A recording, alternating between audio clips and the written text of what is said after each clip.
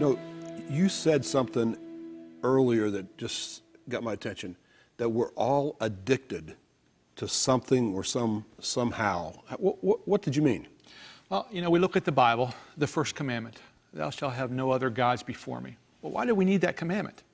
Because that's our, you know, we're made to worship something, and unfortunately a lot of times we worship things other than God. So I think that we're all addicts. The Bible says we all have idols of the heart. Well, what are we addicted to? I believe we're all addicted to comfort. We all want comfort. You know, it's easy to tell somebody, hey, no pain, no gain, Don, keep on plugging. But for ourselves, we don't really like that.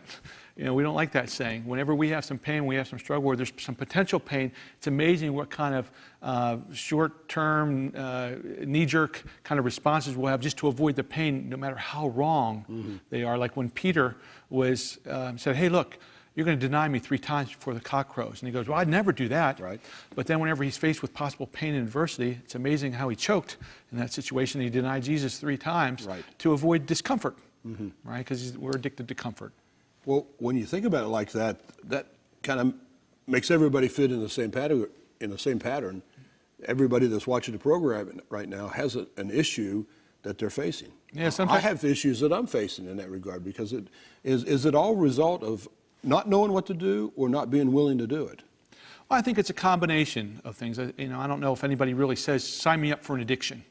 You know, but it's amazing how you know, Satan does a really good job of tricking us, making us believe that a certain object, a relationship, a situation will relieve us of our hurt, relieve us of our discomfort, and bring us peace. So we, you know, easily sort of navigate to those kind of things and find them and start to use them in powerful ways. It's an insidious process, and there's 5 stages of that addiction process. So the first stage is experimental, where we just try something, you know, once or twice. You know, if we're talking about a substance, you know, you're over at a friend's house and say, hey, I got this, and they try, whether it's alcohol, whether it's a pain med, or whatever. After a couple times, there becomes the process of recreational. The recreational stage is the second stage. And so it's not just experimental anymore. You're using it a few more times. Then the third one is the real difficult one. That's the real dangerous part. That's called circumstantial use. Now, circumstantial use, like we said, can happen with anything. For some people, it's food. For some people, it's relationships, sex, or substances. Circumstantial is whenever, for some reason, a person feels that that particular object fills a specific purpose for them. Whether it helps them stay up to study for an exam, whether it relieves them of some anxiety, whether it's a social situation, they become more smooth, more relaxed in the social situation. Wow, this helps me and gets me over a problem. So it becomes a coping skill.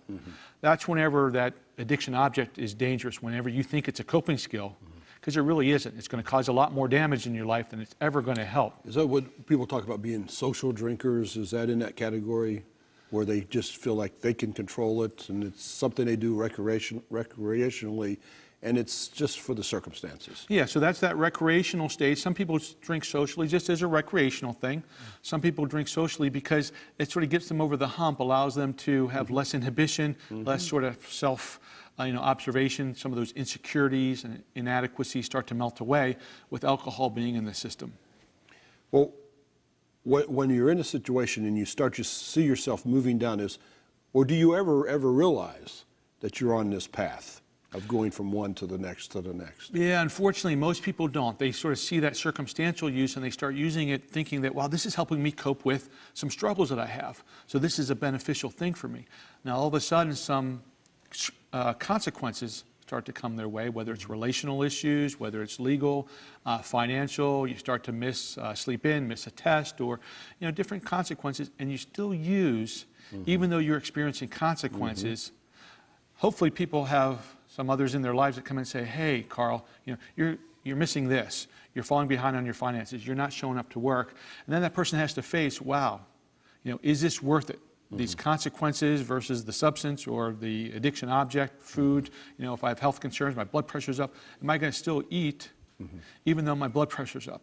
So that's where that real dangerous decision has to be made, of the pros and cons of that addiction object. Some people are able to have enough of a scare and say, wow, these consequences aren't for me. I realize the damage that's happening. I need to get away. Some people they either don't know how, or they still feel that high or that buzz or that escape that they get, and they feel that overrides the consequences. I'll fix the consequences later. I just want the positive effect. And then that's what leads to intensified use and compulsive use. I've always talked about the law of diminishing returns and how it takes more to get the same feeling and sustain that feeling. When you're in that type of an addictive position, have you seen that in your practice, that people get more and more involved? The levels of their involvement get deeper and deeper, or take more and more of it to get to the place of satisfaction? Yeah, I mean, a lot of people, especially with painkillers and heroin, will say they'll never get that same high, that they have to put in that effort, and they never quite get to that same, benefit, to that same return they initially got.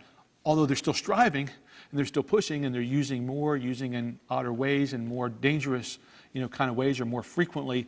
That law of diminishing returns definitely plays out there. Well, tell us the good news. How do you break an addiction?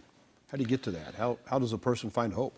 Yeah, the initial thing is being able to say no right off the bat and realize, hey, I need to go to God. At the very beginning? At the very beginning, I need to go to God to get my needs filled, and then whatever He puts in my life for me to be able to use. So most of us, we've struggled with different things in our life, whether they be an overt substance or whether they be just the normal things of life that God gives us, where we put a little bit too many eggs in that basket, whether it's our marriage, whether it's our kids, whether it's our job, whether it's our status, and we're looking more towards that instead of God to fulfill our needs.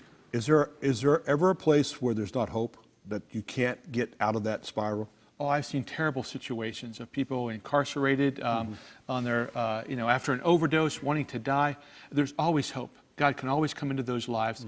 The deeper you are in those 5 stages, the more likely you're going to need a supervised, structured living situation that's going to keep you away from that addiction object, because you've shown on your own you can't avoid that. You can't stay away from it. So you're going to need some supervision, and we need to have that humility to submit to some authority, certainly God, but then other authority here on earth to keep us away and accept their understanding in this. Sometimes that comes at brokenness.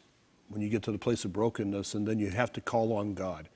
It'd be so much easier if we'd call on Him before we got to that place of brokenness. He wants us to. It's His desire to reach out to us and help us to be reclaimed, if you will. But that's our stubbornness. Sometimes it gets in the way.